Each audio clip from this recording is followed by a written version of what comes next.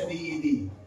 Kasi ano siya, multi-level, tapos doon sa isang level, magtatayo tayo ng imbakan ng patay. The logic behind is that yung mga kawawa nating mamamayan, minsan namamatay sa kalsada. Walang pamilya. wala. Yung mga fly-by-night na ordinarya, at kaputsaba yung ibang ahensya ng gobyerno. Police. Nagpapasok yan. Kanyang nyo, dadamay. Ang pulinarya, hindi mai-release ng pulinarya yun pag walang abiso ng enforcement unit. Kaya yung iba, namabulog na. Ito, nangyari ito. Binasara ko eh. Isa eh. Kaya naawa ko.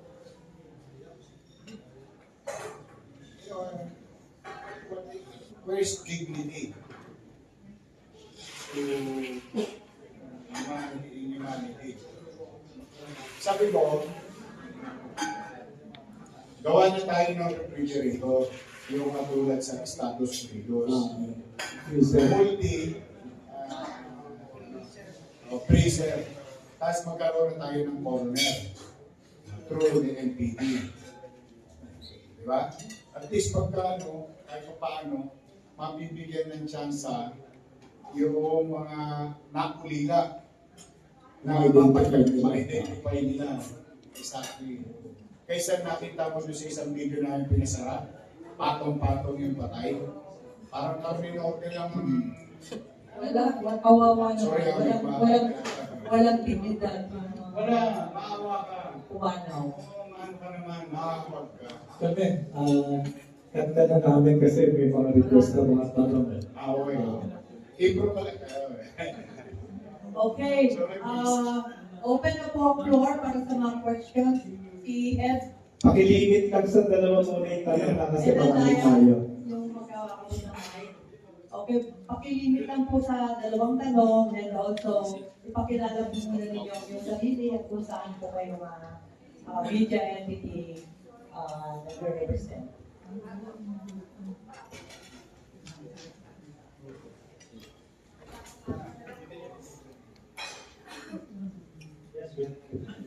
Good morning po. Ano ko lang kasi in relation to sa akin. Magiging sumak from this video Friday. In relation to sa tanong nyo, sa notification ko sa mga hospital, totoo bang ipangakot sa mga hospital? And then second, yung nag-inaugurate po kayo, good there, may sinabi kayo yung mga specialist, 10 billion ng cash advances. May file po ba kayo ng cash? 10.2 billion commercial obligation na na-incur. And about 3 billion cash advance. Did you file cases again? One, that's not true about the doctors. I think talagang may mga politiko lang na hindi pa nakamove on. Ngayon, with regard to COS and JO, usually pagka-transition, minimum of 2 months ang delay. It's not because walang chape or PS or payments for contract of service and other professionals. Yan ang item dito.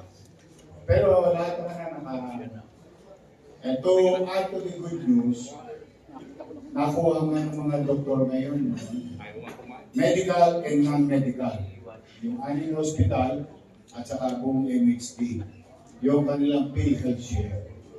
Paldo-paldo yung mga doktor na. Kasi in-equal ko eh. So wala kang mababalitaan na ambulance driver, 300 pesos lang ang share.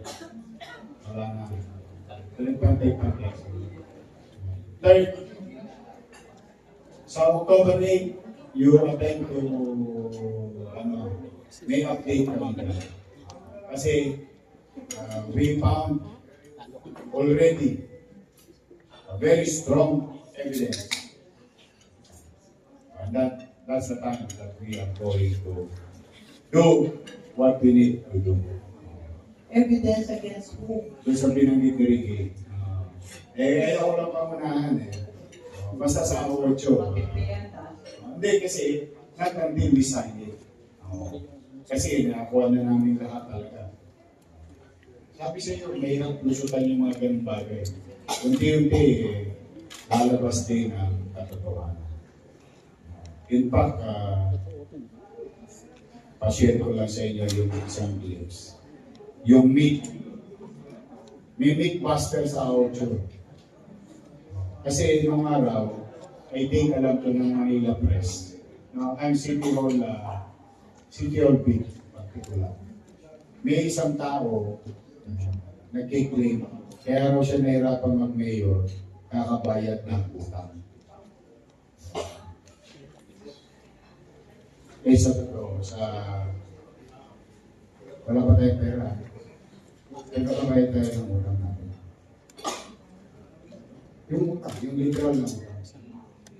And by October 8, I will prove it to you how much, for a short period of time, this is something.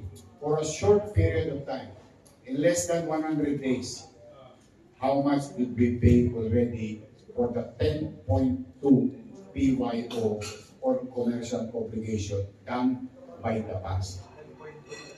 Out of 10.2 billion.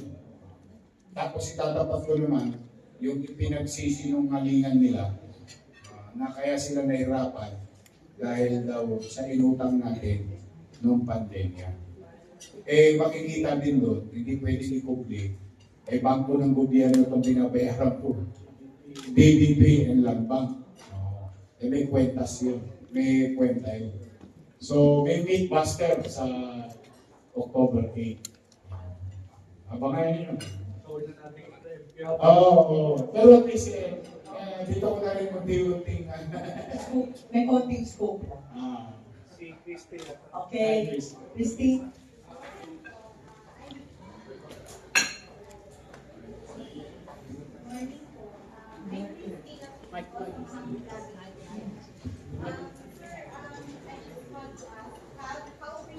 How prepared is Manila sa the big one?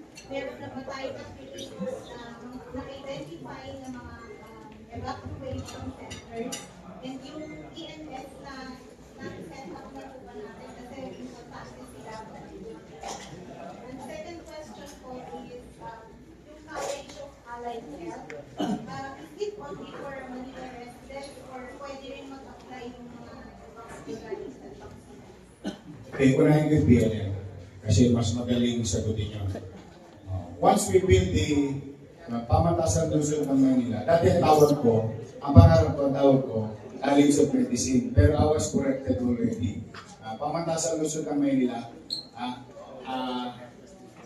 College of Health and Allied Sciences, something like that. No? Yes, we're gonna build it.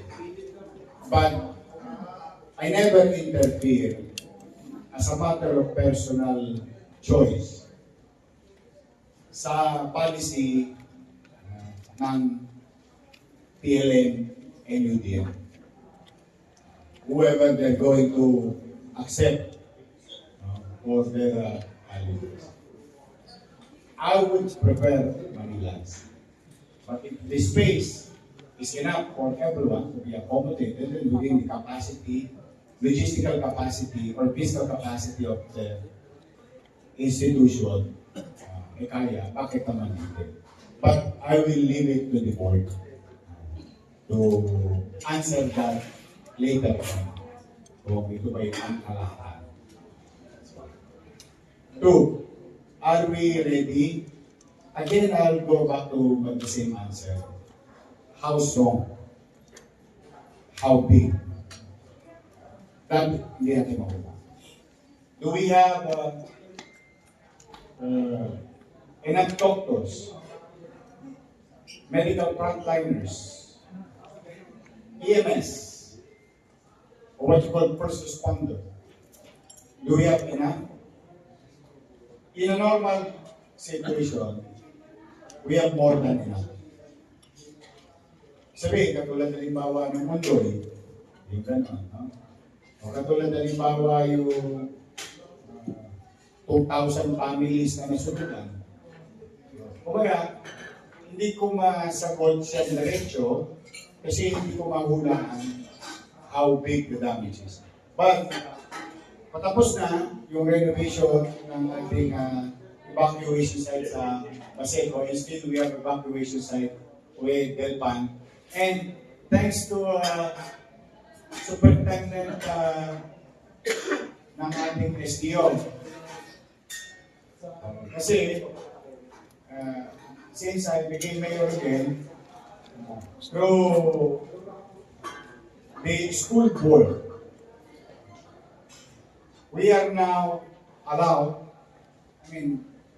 natural na, hindi na kailangan ng marami pang requisitos to utilize our 100 plus school buildings in case needed. And in fact, in fairness sa ibang principal, yung mga nangasunog lately, in-accommodate na, lalo na yan. Very accommodating yung Vicente kasi nag-ilang sunog na dito sa west of Manila. So, facility, meron. Professionals, meron. Capacity in terms of transport, meron. Meron. Gamot, nag-stabilize na supplies natin despite na there is about 2 billion obligation in the past. Total equipment and medicine supply. Nag-normalize na. Hindi ko lang ma-assess how big is the big one. But we were told by NMDA to prepare our city. And other cities were asked also to do so. So we have enough. And it will never be enough kung malasirya itong mangyayari. Which I don't wish to. Kasi marami tayong live material. Yung, may silip ko lang ngayon, yung po mga condominium na ginawa po ninyo, lahat po ba na nakatira doon, galing po sa mga informal squatter? Yeah. Most of them. So, ilang porsyento na po ng squatter ng Manila ang nailagay na po natin doon? Malayo pa kami sa katotohanan. We are really far away. Sa dami naman yan. Hindi pa kami nakadent. We are talking of thousands of families already. Naitaas natin ang kalidad ng pamilya. That includes Basay Community, Condominium 1, Condominium 2, and so on and so on. With all honesty, I have to be fair to the public and to you guys. Hindi pa kami nakakatent. Kaya nga sabi ko kasi isang araw nagkukwentuhan kami. Yung tinira sa flood control, 800 billion. That's 800 building at 1 billion. At 20 story at 300. 42 square meter, 2 bedroom. That's about 800 buildings.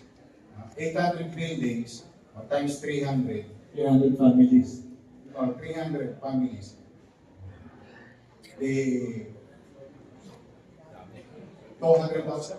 200,000? 200 families. 200,000 families. Kasi na-check natin yung goal ni BBM para sa kanya. It could have been. Yeah. It could have been. For purposes of ano lang. Kung hindi na corrupt. Hindi naman. I don't know who's corrupt or not. I don't want to venture on that narrative, especially nowadays. Yung mga politiko, sila na nagtuturuan eh. I'm just trying to, what is way forward? Ano ba ang way forward? Could have been, like you try to inspire,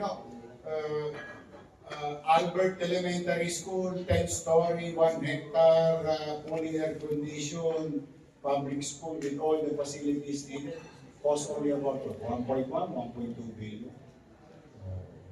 Just imagine what we can do with money that confront social perennial problem. So in this case, urban settlement. Di ba? sayang. Pero ngayon, hindi naman kami napigil. Kasi pangarap natin yun, vision natin yun for Manila. How far can we go? I really don't know. But are we moving forward again? Yeah, because it stagnated in the last 3 years. Are we moving forward again? As I have said kanina, by first quarter of 26, we start the groundbreaking again and start building in-city vertical housing program. Amen. But then we're talking of thousands of families already that we have served. But with the numbers, it's not yet parang ano ba yun? Importante, unti-unti, merong tutulungan ng iba na magkaroon ng sariling By the thousands of families. Hindi naman masasolve kasi yung poverty sa isang lang eh. Malaking mababawas ang response. Sige sa ABS-CBN. Good morning, Mayor. Jessica John from ABS-CBN. Mayor, sabi lang ako ng konti doon sa preparation or at least handaan nila for the big one. We understand na we cannot predict how strong the earthquake will be. Pero, nakikakanda ng ibang city ng mga inspections sa mga buildings. How strong are our buildings in terms of this kind of Again, I am no scientist and engineer. As per records, okay. Ang problema nga natin, katulad niyan, 6.9 Cebu. And it destroys century-old structure. Century-old structure. With better, I think, structure at the time. So now with the technology and the high-rise, the ongoing high-rise development in the city, siguro lang may bagong technology. But I cannot promise you tomorrow. What I can promise you, are we ready to face the challenges? We are ready. Kung second question is, sasapat pa? Depende kung how big it is. Pero nagkagaya kami. Hindi kami na tigil. Doon sa third floor, yung gagawin na na flood control monitoring system. Iba yung second floor, imbaka ng bodega ng patay, freezer. Yung third floor nun will be the storage facility of machineries for search of human during the time. Kasi yung mga makina na yan, mga sensitive machine yan, ganito lang, hindi naman malalaki yan. Ito yung may gulong. Those are the things na gusto namin but it has to be stored properly. You can't just bring it in an ordinary, any jargon, Mary, touch it. So those are the things pagkagayak natin. Ang mga ambulansya natin, medyo ayos naman. We have fully trained EMS and we continue to partner with Red Cross as for the trainings and activities for our people to be familiar with the situation and what they're going to do is being conducted. So hopefully, let's just hope and pray that it will not hit Metro Manila. Kasi hindi naman dito sa Manila. Sigurado naman ako, it's gonna happen. If it is going to happen, it's gonna happen in Metro Manila. Because it's so big, the line was so big, our scientists already told us and informed us, MMDA has been coordinating with this. Since nung ako pa yung first time ko pang mag-mail, nauna na lang yung pandemya ang tumama sa akin. Pero we were informed already at that time. Final question na lang po ngayon. Sir, dun sa 160 million taxes na nakolekta natin ng mga contractors, dahil po ba doon sa 300 plus contractors na hindi nakapagbayad, ilan po yung nakapagbayad ng tax at ilan pa yung collected? Yun, tama ka, galing dun yun. Sa mga nag-disregard sa gobyerno ng Maynila. And good for them, to those who pay. Kasi, alam mo, taxes, ano yan, mabigat na remain yan. But for those who did not yet. But there are, day-to-day, may dumarating eh. Pa 3 milyon, pa 5 milyon. May dumarating naman. Hindi naman ako maninipin eh. Ang importante, nasowa sila, they were properly informed. Nga, halimbawa, mayroon pang darating na napalagpuan namin o nakita namin, ay isusuwa namin rito. Second, to your question, ang first assessment namin on available data lang under the website ni President Bongbong Marcos or Office of the President. We are about supposed to collect 220. Mga 220. Nakakasento si Senta na kami. At least with Paul. Nagagamit naman namin ngayon. Hopefully nga, magkaroon pa tayo ng maraming ganito. Ngayon, tungkol lang ba ito sa blood control? Meron kayo tinatatanong. Ako na magtatanong sa sarili. Paano yung mga ibang ahensya ng gobyerno? Kasi may mga DOH project Nasa Maynila. na nasa Maynila. Maliwanag naman yung batas. It doesn't distinguish what agencies. As long as you're doing those kind of projects, you contracted it under the tax code. You need to pay for that. Tax code din ang government. Tax code din ang government. Kasi ginagawa namin sa privado. Kaya gawin namin sa gobyerno. Unless explicitly stated in the agreement or law that it waives all necessary or regulatory fees and so on. But in the absence of such, the tax code. Mayor, marami pong mga government offices dito sa Maynila. Yes. Ilang percent po ang naiaambag sila sa tax? Ay, depende. May mga building na walang yagba. Kasi depende nga sa existing laws. Wala na, may open listing din ang million yun. May mga even national government agency buildings. Hindi ko lang may isa-isa, pero may mga Real estate tax. milyar. At ang ano lang, Mayor, assurance na 100% ng mga tax na ito galing man sa privado, sa gobyerno, sa mga national agency, talagang mapupunta para sa bayan o Manila.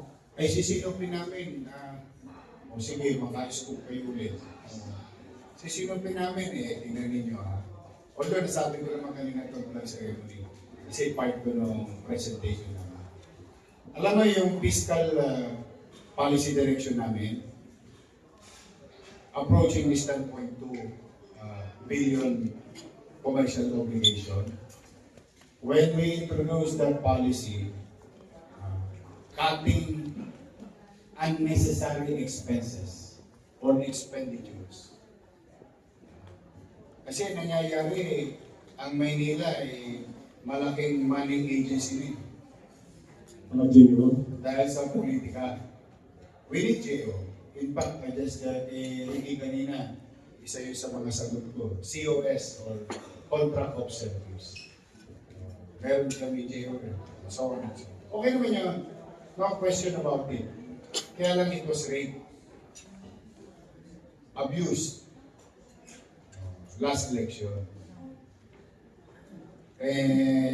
Sabi ko, we cannot tolerate this. So we did some measures. Ito na yung epekto. Pakikita nyo naman yung numero sa presentation namin. Pero ito na yung epekto. You know, what is the effect of those policy? On a particular sets of expenditures pa lang. Iba pa yung income generating, yung kinokolekta mo ng tama. Yung kinokolekta mo ng tama. doon sa isang initiative namin, naramdaman na agad, nakita na agad. Minus 7.1% on July. On August, minus 7.8%. If this savings, not literally saving the money, but saving for unnecessary costs, that will go to, if this will continue, no? That 6 months times 7%, that's 42% of pre-up on our GF or general fund. Malaki talaga. So yung savings na yun, babalik sa tao yun. Oo, ano siya, magagastos mo ngayon yung perang natira. Kasi hindi siya savings eh. May tustusin eh. Magagastos mo siya ngayon sa PYO. Yung siya yung unti-unti mo mabayaran, yung iniwan nung nagdaang panahon. Actually, hindi ko siya nilatawag ng utang eh. Manunuba. Isinuba mo eh. Hindi man yung nasupa ng nakaraan. Hindi. Totoo naman eh. Oh, I'll tell you straight. Raymond, magkano cellphone mo? Ito, Alexis, magkano cellphone mo? Oh, biling ko. Kinuha ko. Hindi kita binayaran. Ano tawag doon? Stapa. Oh, ganito rin yun. Suba. Kinuha ko yung paracetamol. Kinuha ko yung amoxicillin. Sa'yo. Hindi kita binayaran. Since 2022, 2023, 2024. And yet you can afford to chat up JO on November, December, January, February, March. From a regular 68 to 482 million. Pero, di mo binayaran. Ang tawag doon, manunuba nga ang tawag niya. Kaya naawa ko na ang impression sa Maynila, ang hirap mag-negosyo dyan sa gobyerno ng Maynila, manunuba yung mga estapado lahat. Which will happen. Hindi na kami pagkakatiwalaan. Itandaan mo, Raymond, maasa kami sa supply. If nobody will do business with us supplying our syringe, latex, mula, gamot, equipment, how can we? So I am now, what do you call this, forced to do what is correct. It may not be right, but at least what is correct. Correct. Kasi pag-iisipin mo, normal nun, di ba? Alam mo yung right doon. Kung walang yaki, kayo nag-usap-usap, kayo din kabayang, ako kayo nagbabayang. Pwede kong gawin excuse. But the next generation will suffer. The next generation of leaders will suffer. The next generation of people of Manila will suffer. If nobody will trust Manila because we have bad business partners, dati kadugyutan lang ang pinoproblema mo. Ngayon, baka ghost town na yun. That's why, because of this efficiency in collection, tapos masinop ang paggasta, hindi gumagasta ng walang kapararakan, tapos continuous cutting all those PYO, commercial obligation. Kaya ako siya tinatawag ng commercial obligation. Kinuha ko yung service mo, hindi kita binayaran. Sinuba kita. Yun ang tawag ko. Pero pumunta ako sa Land Bank at DBP, sabi ko, oy, meron akong windfall under Mandanas ruling. Oh, pwede ko ba i-cash advance yun? Sabi ng bangko, approve. Kaya tayong bayaran yung utang. Exactly. Ang tawag doon, financial engineering. And that answers the Mandanas ruling. So wala na sinusuba. G to G. Gobyerno sa gobyerno. Ito, privado. Pero, you know, that is water under the bridge. Lahat naman ng indication nasa dulo. Okay, meron po tayong tanong. Yes, Alvita. Racing. Siya lang muna. Siron.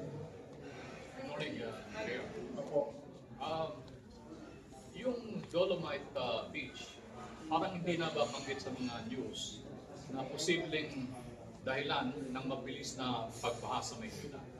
Ito ba ay napag-aralan na maaaring pwedeng siguro butasin yung Dolomite Beach so that mas makakadaan ito? Actually, sir, one is national government. Who did that? Under what you call the Mandamus ruling. The national government and local government were required to clean up that's where it started. The bay side or body of water in Manila. Now, they created the Mandanas ruling group. And one of the proposal at that time was to put up a beach.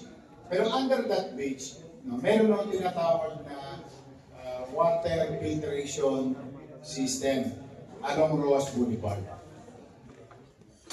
And there is a tube. So, yung tubig sa Top Avenue, Baya, Pedro Hill, Remedios, Quirino, lahat yun, merong catchment, may pumping station, dadaan sa water filtration, tapos may mahabang tubo sa ilalim ng buhangin, although may mga ilang metro pa yun. Now, the challenge now is MMDA and I, itong kasalukuyan na itong bagyo, ang nakita namin, hindi na sapat yung tubo. Kumbaga yung tubo sa volume ng tubig, hindi niya na kayang i-treat muna, bago lalabas sa tubo, malinis na sa dagat. Because of the volume. Kaya umaapaw. Kaya ang permanent solution is ayusin drainage system sa Top Avenue, catchment, and palakihan yung load capacity to produce from wastewater to tolerable level of new water passing through that machine sa hanggang doon sa Navy or what do you call it? Yung yacht club. Yun talaga. So far, wala pa namang sertipiko nag-abiso sa akin o sa kanila sa national government. That caused the flooding is because of that buhangin. It's the machine that they built. It's not enough anymore. The tube or the capacity. Kasi nakita niyo yung ginawa namin ni pinagpapasalamat ko kay Chairman Artes. Nung dinala yung mobile pumping station na 6 na tubo, hindi nagbaha yung Pedro Hill, Maura, Mabini. Kasi yung mga tubo niya papunta lahat dito. Lagos pa lang. So it only proves the theory na hindi na kaya yung volume ng tubig. Sa galing sa drainage para i-pump out sa Manila Bay. Pero it needs to pass through that filtration or cleaning system. Tingin ko yun ang long-term solution. Thank you. Thank you, Mayor. Thank you. Kay Tracy. Morning po. Yung earlier on po, sabi niyo tungkol sa pagpasok ko sa hanggapan ng mayor, ay nawala ako yung mga gamit. But does that mean pati furniture sa mga? So, Yes, sir. Pati yung mga bawal na bawal yung basic. Di lang talaga ako piko sa politika. Yung structure, kaya ng structure, dudurugin mo. Kahit sa upa, di ba bawal mo tanggalin yun? Dudurug yun, di ba? hindi ho ba nakakabila kasi 100 days na protest curious. 100 days na, yung mga nag-occupy na dapat sampahan na ng kaso. Kasi pag nanakaw yun, hindi naman sa kanila yung equipment. Yung iniwan nila, yung may pin. O or property index number. Yung mga furniture na idinilate sa akin nung araw, personally, nagamit naman nila, pati yung mahabang lamesa, pati yung supang tinutulugan ko, naalala niyo yung 3 buwan ako natutulog sa CPO. Lahat yun, pati yung Ogawa, yung limanyan sa kapag, sila rin donate sa akin nun. Sila rin. Pero iniwan ko nila. Pati yung gymnasium ko na binili, kasi nung nagkaano ko nakakaisayo ako sa loob ng city. So wala na akong time. So when I wake up, run konti. Lahat yun. Wala lahat yun. Hindi, pero kung iniwan ko yun. Wala din. Ang tinira yung TV na sa floor. Kasi hindi lang mauwi. Kakulong-kulong yun eh. Yung aquarium. Wala. Tinira din yung aquarium. Naiulog yata, pati isda. Wala. Yes, Andy. Ang naiwan talaga sa Maynila, basura sa kayong 2 bolt. Ang naiwan. Ano na lang po, yung kasi may announcement si Dr. Herbosa na may mga ghost health centers. Oy, salamat. Sabi ng plano niya na ayusin natin yung health center sa Manila.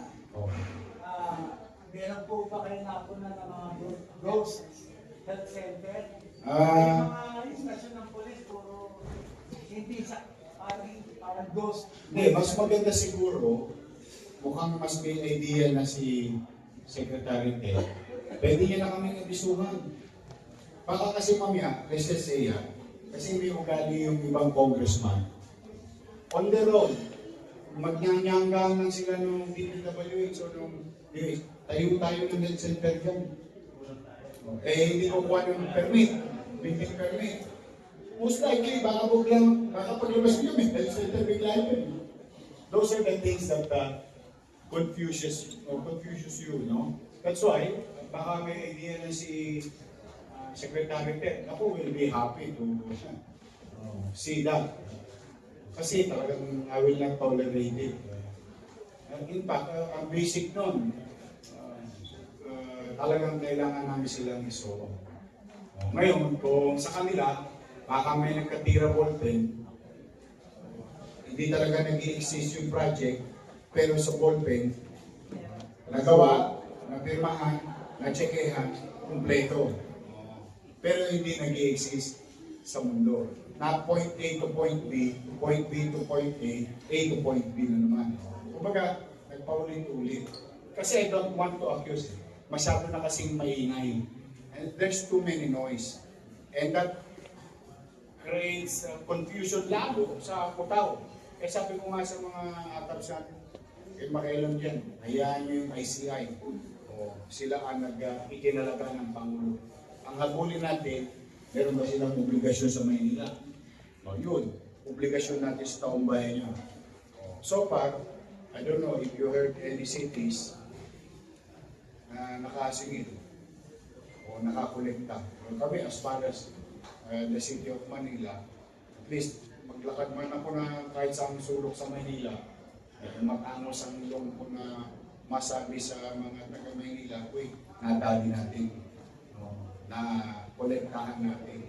Ito nga pala yung binili natin, o pinagpagawa ko pala ng hospital ng Sampalo, o pinagpagawa ko lang natin ng ganito, binayad ko sa utang na and so on and so on. Yun naman ang day of the day. Because I think, the president for that matter is really into it. Now, how far they will go, that's another story to tell. Kaya hayaan ko na yung mga nakatalaga na yan siya sa atin at sampahan ng kaso.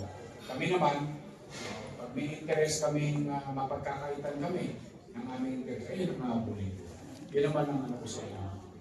Okay, now, last 2 questions dahil merong importante rin pupunta kasi Mayor. Si Andy na lang muna, Andy Sibilio. Morning, Mayor. Mayor, transport problem ng Metro Manila talagang matindi. Every day there's traffic. Our roads are getting smaller because yung mga nakaambala. Ano ang plano ng Manila in the near future dito sa transport at saka traffic and mga walkways natin dito sa Manila alone? One, I don't know if you watched about a month ago when Secretary Bates then as DOTR. Kasi talagang growing concern niya sa Manila. Access to public transport. Now, the North, anong tawag yun? NMRC or something to do that, to that effect. Sa North Region ng araw. Is now coming in Manila side, Manila portion. And the Japanese and Indonesian and Secretary Bates, we were talking in the streets. They were happy because when they wrote a letter when they issued, I immediately called for a meeting. And they were happy because they've been doing that for the past 2 years at nakausap nila yung tengang kawali. Wala. 2 years. No development. 2 years ago pa pala, dapat nasa loob na ng Maynila itong project na ito. But the local government of Manila at that time never bothered to call the LEA, the ROW problem, the letter of no objection of the city government. There are requirements. Alam mo, and the modesty aside, I think you can ask them straight. Nag-apply ng loan today, the following day, nakuha nila yung loan. Because that is my answer to you. The long-term solution for the city of Manila and other municipality is to create more access vertically for public transport and roads. Duplication of roads above vertical and public transport vertically. That's the end game for our children and for my grandchildren later on. And that's why sabi ko, pasapag sa Manila, tirahin nyo na ng tirahin lahat. Ubusin nyo na lahat yan. Gusto ko matapos yan under our watch. So that we can connect. And modesty aside, I don't know if you remember, nung papasok na yung Skyway sa Manila, I was there as Vice Mayor and as Mayor. I was there as Vice Mayor of the Sobel, Quirino, Linaw, Sobel, Quirino, Zamora to deploy the support of the local government na idugtong yung Makati, Parañaque, or what you call Alabang Skyway. Then when I became mayor, I don't know if you see the timeline, no? Nung papasok na from Quezon City yung Skyway para lumanding sa Stop and Shop. Santa Mesa. Santa Mesa. Ano yun, naprobahan ko rin yun. So my point is, do we have a capacity about building these things? Wala kaming kapasidad. No? Do the national government? Meron? Yes. Kaya the least thing that we can do is to support. That's one.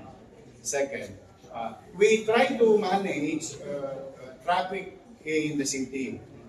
And the uniqueness of the city of Manila compared to other 17 LGUs in Metro Manila, we are the host of 2 ports, the domestic and international. Under domestic, there is 1. Pier 2, 4, 6, 8, 10, 12, 14, 16, 18. Now, international, we have 2, ATI and ICTSI. Tapos may small boat port pa kami. Yung nagsiserve sa Batanes. Manila Bay. O, nandiyan dyan sila sa Pasig River or what you call Delta. These are small boats, no? Na bumabiyahe sa mga inter-island. Yeah. Maliliit na parbiyahe. So, my point is, there will be more 40-footer containers, 20-footer containers About 4,000 of them will come in and out of the city 24 hours a day. About 4,000. May laman o wala? Now, here comes the new project. As you can see with R10, dumuktong na sa Nabotas area. Lumanding na eh. Nakita nyo yung landing. Pero makikita mo sa R10 mismo, nakatayo na yung poste. And that poste will create skyway going inside the port. Yes. It will land on the port, inside the port, and two options, meron na siyang dalawang option. To go in the streets, if it is nearby, or if it is for Bulacan, sa ibabaw sila. Now, across that street, which is what you call the Recto Avenue. Recto Avenue. So there is a port again, what you call ICTSI. That ICTSI port, there will be a bridge connecting Baseco and ATI. Not a bridge for us to cross, but for the trucks to cross and be connected towards north. And exiting the same thing that they access to the Anga Circle. Yes. Now, we are waiting for the finished plan because I approved it by principle when I was a mayor then, the connection of the Arranque MRT up to Del Pan or Asuncion. Yes. That LRT, the Cubao, the Marikina Cubao LRT or what you call MRT, whatever you call it RT, but that train, no, from Arranque, idudukong na yun hanggang Asuncion, which is the dulo of Recto, or up to R10. Malabas na. That's another project. Idudukong yun. But I told them ahead of time, the city will not object. Now, in a good weather, this is, I don't know, maybe abutin natin in our lifetime. In a good weather, as you can see, the Tutuban portion, the left side portion of Tutuban is not being touched or developed. Dating train station. Yes. Not being developed or touched because of the future development there. So the one that I'm telling you about Arranque to Recto all the way, Arranque Recto all the way to Asuncion, pwedeng kumana doon sa future central station ng tren, ang Tutuban. Tutuban yung artikulan. Now, ano pa ang gagamit dyan?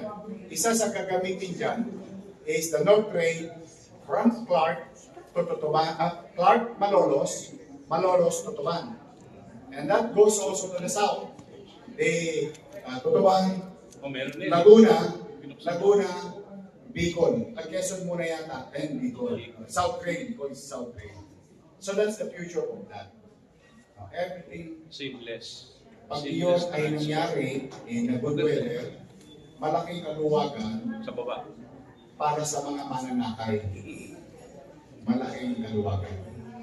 For now, we just wanted to manage 4,000 francs daily and the jeeps from Baclaran to Divisoria, Wanluna, Taran ng Soler, balik ng Binondo, balik ng Baclaran, Cubao, Divisoria, up to Asuncion, jeep, and the stoppage shop, Divisoria, the Blooming Creek, Divisoria, the Caloocan or that and then Caloocan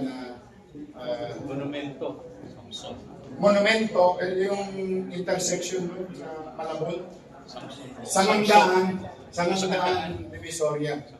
Because everyone will go to Divisoria. Yan, speaking of Yan ang, kaya talaga non-negotiable talaga ang recto divisoria. Because imagine the volume that I have told you. Wala pa tayo dyan puliglig. Wala pa tayo dyan e-trike. Wala pa tayo dyan cycle boy. Wala pa tayo dyan tricycle. Thank you. Yun, those are the challenges. But, masaya na rin ako pagka pamisa-misa ang traffic sa Manila. Kasi Kasi pumapasok na economy. economist ha, hindi ko yun sabi niya pag may ganyan, may transaction. Kasi may hanap buhay, may change of goods and services. Eh, ano Thank po you, ang plano niyo sa Divisoria? May singit ko lang. Non-negotiable. Magpapasko na. Non-negotiable. So, malinis. Nag-stay yan ng 3 years under my watch. Mukhang nalusutan yung nakaraan. Nung pumasok ako, it will say, the people deserve that space. Ngayon, nagdamot ba ako sa ating mga maliliit na nag-ano po? Hindi. Kanila na ilaya. Tabora, Carmen Planas, Santo Cristo, Elcano, MD Santos. Huwag lang yung Waluna, Recto, Soler, kasi mabubuntis talaga yung Thank you, Mayor. Question with this. Kilala ka na?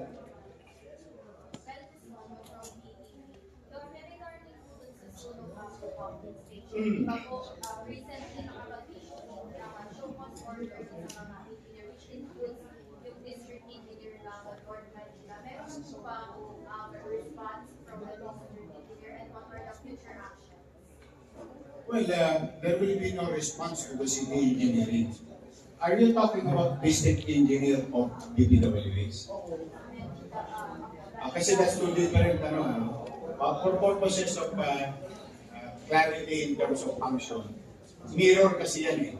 Merong city engineering, merong district engineering. In this case kasi, katulad niya, flood control, DPWH, district engineering. I think they're being investigated by the ICI. I don't know after that, kung ano nang update sa after the inspection of Secretary Vince. Okay. Doris? You have more questions? Doris? Sinuwes ka na lang. Yes, yan. Ay, yung sandwich ko doon, hindi ko nakain. Iyan naman na lang. Oh, Master plan. thank you for asking. Before I left, I commissioned at nadali ko pa ngayon, walang Toscas. A company, a very well respected company. And last March 2025, this year, natapos yung commission. Nagkaroon tayo ng drainage master plan. And nobody, wala, hindi finansin si Andres, hindi finansin si but that's the way it is, no? We call a spade. When I issue, ginawa ko, tapos pinadala namin sa DPWH, pinadala namin sa MMDA, kasi if we are going to rebuild our drainage system, it's gonna cost us, with this study, 140 billion. But will we fix? Maybe 1 meter, 2 meters, 3 meters, 100 meters, 1 kilometer every year, or 2 kilometers every year. So we will do. So ibig sabihin, efficient na yung TOSGA sa kanal or drainage kasi based na sa master plan. And hopefully, the DPWH and MMDA, which is meron din sila ng pagpondo sa paggawa ng what we call this drainage, doon na sa master plan. And I already also gave the copy of the master plan to President Bongbong Marcos. Ng like for example, ito, paglabas mo lang dito, may drainage dyan. Pero hindi niya kausap yung kapantay niya doon. Nakaganon siya. Hindi pa, nagliligawan pa sila, baka magkakaroon sila dito. Okay. Those are things that will be corrected. Last na yan kasi pag alas 12 na may lakad pa sa iyo. Gugutom na ako.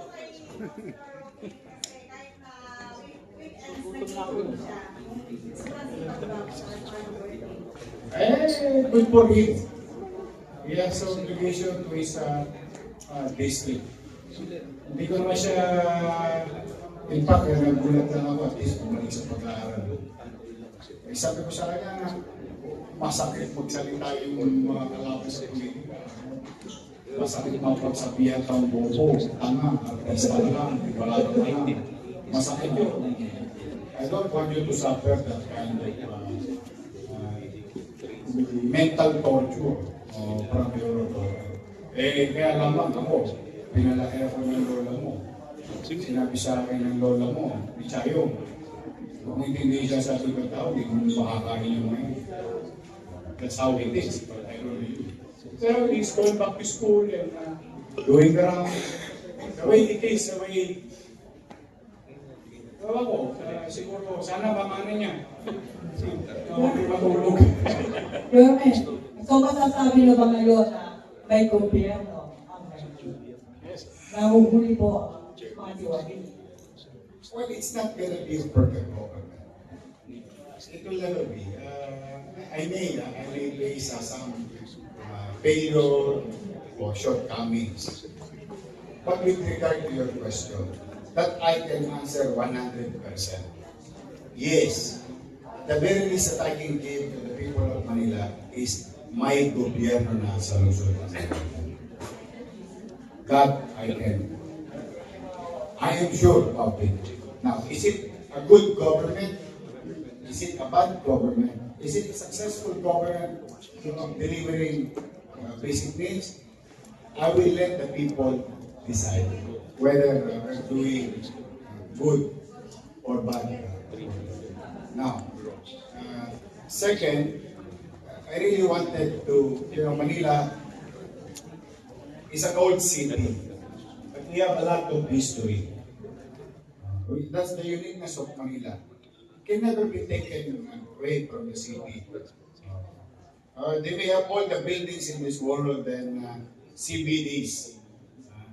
But the city of Manila, while it is old, we have a lot of history and story to tell. So the least thing that I can give you, Raymond, living in Sampalo, is to make Manila pleasant, maaliwalas, at panatag ang pamumuhay nang nakatira at dumadako dito sa Luzon. Ngayon, ano po bang magpo-compare o mag-push kayo para if ever kung mga panahon tumakbo pa sa mga kapas na Tigilan mo na ako.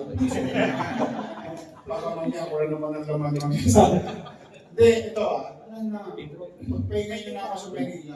Nabigat Siguro ngayon. naman siguro naman itong second chance na binigay sa akin ng Manila. Kapatawaran na to. O sa pagkakamali ko ng desisyon ko. Sabi ko sa inyo, I'm not perfect. Sometimes I may fail. Madadapa ako. Pero sigurado ako, lahat ng bakukan ko sa tuhod is alaala ng pagkakamali na nakaraan. And it reminds me, okay, sige, okay na yan. Let's move on with our life, way forward. But those will teach me lesson. And I will utilize it, not to create the same mistake again. Now, for now, ay nakisuyo talaga ako sa misis ko.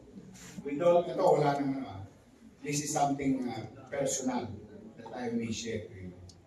Nakisuyo talaga ako sa misis ko at saka sa mga anak ko na payagan akong bumalik. Kaya saksi ang Diyos. Parang na ako, todas na ako. Ano na ako Nasa pahingahan na ako talaga. I'm trying to get back to lost time being with my family. Because most of you here, especially nung pandemic, is a witness na kinaligtaan ko ang pamilya ko. As long as they're safe, pero okay, hindi ko yan inuuwihan sila. I think maraming beses akong may pagkukulang sa mga. Kaya lamang, yung narating ko sa buhay ay dala ng utang na loob ko sa Diyos at sa mga taga-Tulog, Maynila. Dahil simula ako sa Diyos. When they ask for me, bumalik ka na, hindi ako pwedeng mag-tay ng kawali.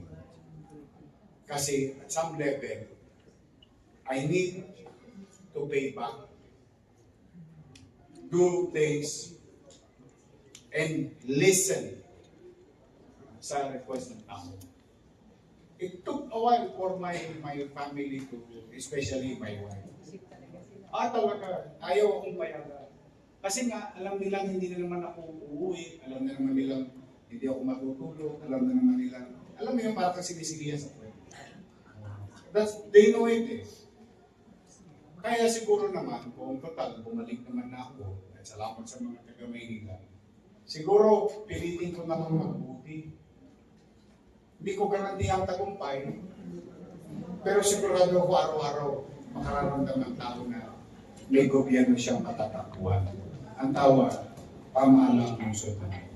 And with that, Mayor, we'd like to thank you for being the first guest ng pilot episode namin na ano. May bibigay lang yung estudyante namin, si Evelyn